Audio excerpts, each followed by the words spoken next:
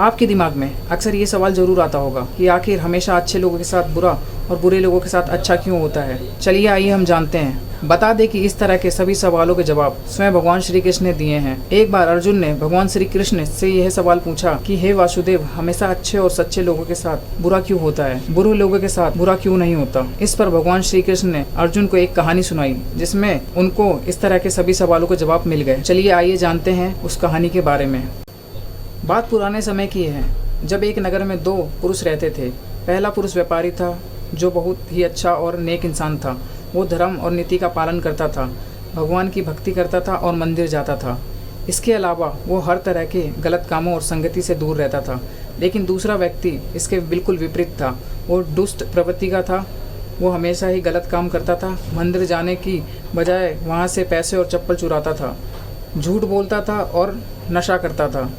एक दिन की बात है जब उस दिन बहुत तेज बारिश हो रही थी। उस समय हर कोई अपने घर में था और मंदिर में सिर्फ पुजारी जी थे। उस लालची व्यक्ति ने पुजारी को मंदिर में अकेला देखकर मंदिर का सारा धन चुरा लिया और पंडित जी की नज़रों से बचकर वहाँ से भाग। वहीं कुछ समय बाद वहाँ पर वो भला व्यापारी मंदिर में दर्शन के लिए गया, पर उस पर चोरी का इल्ज़ाम लग गया। वहाँ पर लोग जमा हो गए और व्यापारी को भला बुरा कहने लगे।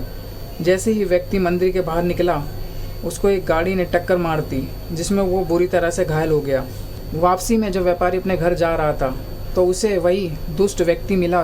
वो खुशी से झूमता हुआ जा रहा था और बोल रहा था कि आज तो किस्मत चमक गई, एक साथ इतना सारा धन हाथ लगा। जब व्यापारी ने ये बात सुनी तो वो घर जाते ही घर में मौजूद भगवान की सारी तस्वीरें निकाल दी और भगवान से नाराज़ होकर जीवन बिताने लगा। कुछ समय बाद दोनों ही व्यक्तियों की मृत्यु हो गई और दोनों यमराज के सामने गए।